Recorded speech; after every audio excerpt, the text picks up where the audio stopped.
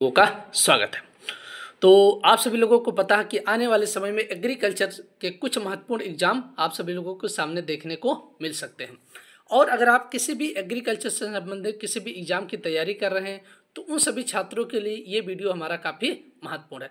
आने वाले समय में जैसे हमारा बिहार एग्रीकल्चर कोऑर्डिनेटर है, यूपी में AGTA हो जाएगा और TGT PGT, इन सभी की आप सभी लोगों को एग्ज़ाम बहुत जल्दी देखने की संभावना है। तो जितने लोग हमारे इस यूट्यूब चैनल पर नए हैं सभी लोग चैनल को सब्सक्राइब करिएगा और टेलीग्राम चैनल जरूर ज्वाइन करिएगा, क्योंकि टेलीग्राम चैनल पे आप सभी लोगों को हम डेली कुछ क्विज आप सभी लोगों को उपलब्ध कराते रहते हैं। और आप सबको हम कुछ महत्वपूर्ण क्विज, यानी अगर देखा जाए जल्द आप सभी लोगों को कुछ महत्वपूर्ण क्विज हम कराने वाले हैं। तो टेलीग्राम चैनल का लिंक आप सभी लोगों को हम डिस्क्रिप्शन में उपलब्ध करा देंगे। और इससे पहले हमने काफ़ी महत्वपूर्ण वीडियो जो एनिमल हस्बेंड्री या एग्रोनॉमी और सॉइल साइंस के जो आने वाले समय में AGTA के लिए महत्वपूर्ण हो सकते काफ़ी वीडियो हमने बना दिए हैं। तो जो भी छात्र नहीं देखे आप सभी लोग जाइएगा वीडियोज में, वहाँ पर सभी वीडियो आप सब लोग को उपलब्ध मिल जाएंगे। तो चलिए आज का महत्वपूर्ण क्वेश्चन देखते हैं। AGTA animal husbandry practice set number 3, अगर देखे जाए कृषि पशुपालन का प्रैक्टिस सेट नंबर 3 है। इसके पहले हमने 2 आपको उपलब्ध करा दिए हैं।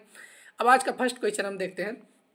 मुर्गी के शरीर का औसत तापमान होता है, यानी बॉडी टेम्परेचर ऑफ हैन, यानी जो हमारी मुर्गी होता है उसका अगर देखा जाता है औसत तापमान शरीर का कितना होता है।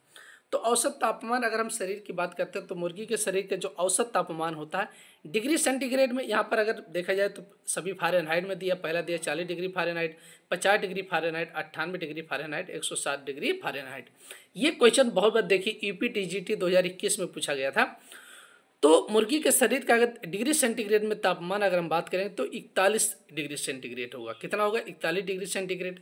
लेकिन तो यहाँ पर फ़ारेनहाइट में बात किया गया तो फ़ारेनहाइट में कितना होगा? 107 डिग्री फ़ारेनहाइट होगा। कितना होगा? 107 डिग्री फ़ारेनहाइट होगा। तो क्वेश्चन नंबर अगर 1 की बात करेंगे तो हमारा चौथा ऑप्शन सही। नेक्स्ट क्वेश्चन हम देखते हैं। भेड़ के बच्चा देने की क्रिया को क्या कहता है? Acting of pasteurisation in sheep is called, pasteurisation in sheep is called, यानी जो हमारा भेड़ होता है उसमें बच्चा देने की क्रिया को उससे क्या कहा जाता है? तो पहला ऑप्शन दिया किडिंग। पहला ऑप्शन क्या दिया है? किडिंग। किडिंग अगर देखा जाता है बकरी में बच्चा देने की क्रिया को क्या बोला जाता है? किडिंग बोला जाता है। क्या बोला जाता है? बकरी के बच्चे को अगर देखा जाता है तो किड या कल्प कहा जाता है। बकरी में बच्चा देने की क्रिया को किडिंग कहा जाता है। क्या कहा जाता है? किडिंग कहा जाता है। दूसरा ऑप्शन दिया लैम्बिंग। क्या दिया? लैम्बिंग। तो भेड़ के बच्चे को लैम्ब कहा जाता है और भेड़ में बच्चा देने की क्रिया को क्या कहा जाता है? लैम्बिंग कहा जाता है। क्या कहा जाता है? लैम्बिंग। तो act of pasteurisation in ship is called. ठीक है, तो क्वेश्चन नंबर 2 की बात करेंगे तो क्वेश्चन नंबर 2 में हमारा दूसरा ऑप्शन सही होगा। भेड़ में बच्चा देने की क्रिया को लैम्बिंग कहा जाता है। चलिए नेक्स्ट क्वेश्चन देखते हैं। सूकर में गर्भधारण की अवधि यानी गैस्ट्रेशन पीरियड्स ऑफ स्वाइन, यानी सुअर जो होता है क्या होता है? सूकर मतलब हमारा है सुअन हो जाएगी, या पिग मतलब भी हम सुअर कह सकते हैं। ठीक है, तो जो सुअर का गर्भकाल अगर देखा जाए वो कितने दिनों का होता है? तो सुअर का गर्भकाल पहला ऑप्शन दिया 114 दिन, दूसरा 148 दिन, तीसरा 160 दिन, चौथा 280 दिन। तो हमारा जो पिक्स हम कह सकते हैं या स्वयं कह सकते हैं, तो सुअर का जो गर्भकाल होता है वो 114 दिन होता है। ऊँट का अगर पूछ लेगा, कैमल ऊँटनी का गर्भकाल जो होगा 391 दिन होगा, 90 से 91 दिन। भेड़ का अगर हम बात करते हैं तो भेड़ का हमारा हो जाएगा 100 लगभग 50 दिन हो जाएगा, और बकरी का 145 दिन हो जाएगा, और भैंस का 307 से 310 दिन हो जाएगा, और गाय का हमारा 280 282। ये हमारा गैस्टेशन पीरियड्स जो हमारे एनिमल पशु कुछ महत्वपूर्ण जो है जिसमें आपके एग्जाम में आ सकते हैं। गाय, भैंस, भेड़, बकरी, सुअर, हथिनी का अगर पूछ लेगा तो 720 से 730 दिन हो जाएगा। चलिए आगे हम देखते हैं।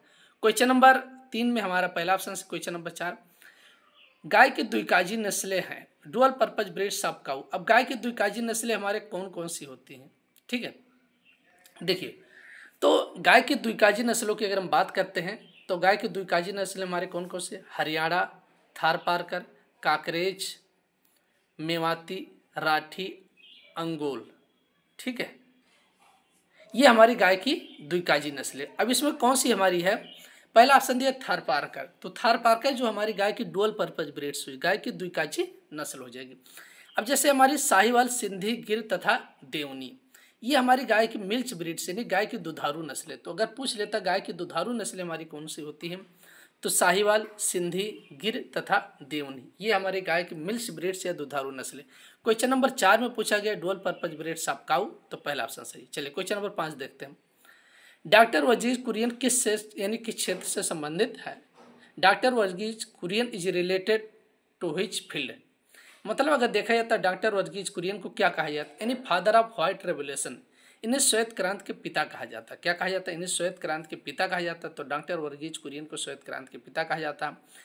और कभी कभी पूछ लेता है कि एक व्हाइट रेवोल्यूशन किससे संबंध रखता है, तो मिल्क प्रोडक्शन, यानी श्वेत क्रांति जो मिल्क प्रोडक्शन से संबंध रखता है। तो doctor Verghese Kurien is related to which field, किस फील्ड से संबंध रखता है? ये देखिए टीजीटी 2016 में पूछा गया था। पशुपालन एनिमल हस्बेंड्री से, डेयरी दुग्ध उत्पादन डेयरी मिल्क प्रोडक्शन से, फिशरीज से, और फॉर्ज क्रॉप प्रोडक्शन यानी चारा वाली। तो डॉक्टर वर्गीज कुरियन जो संबंध रखते हैं वो हमारा मिल्क प्रोडक्शन यानी डेयरी मिल्क प्रोडक्शन या दुग्ध उत्पादन से। तो क्वेश्चन नंबर 5 का हमारा दूसरा ऑप्शन सही है। क्वेश्चन आप सभी, ये सभी क्वेश्चन आप सभी लोगों को कैसे लगे कमेंट बॉक्स में कमेंट करके जरूर बताइएगा। और आने वाले समय में काफ़ी महत्वपूर्ण क्वेश्चन आप सभी लोगों के सामने हम लेकर आने वाले हैं। और बीएससी फर्स्ट सेमेस्टर के जो भी हमारे स्टूडेंट, उनके लिए जल्द हम आप सभी लोगों को सेमेस्टर वाइज क्लासेस स्टार्ट करने वाले हैं। और एमएससी एग्रीकल्चर के लिए जो भी एमएससी यूपी कैटेट या एमएससी कोई भी एग्जाम देने चाहते हैं, तो उन सभी के लिए जल्द आप सभी लोगों को हम क्लास लेकर आने वाले हैं। और टेलीग्राम चैनल आप सभी लोग जरूर ज्वाइन करिए, जिससे आप सभी लोगों को कुछ सूचनाएं टेलीग्राम चैनल पर मिलती रहेंगी। बाकी मिलते हैं नेक्स्ट वीडियो में। धन्यवाद।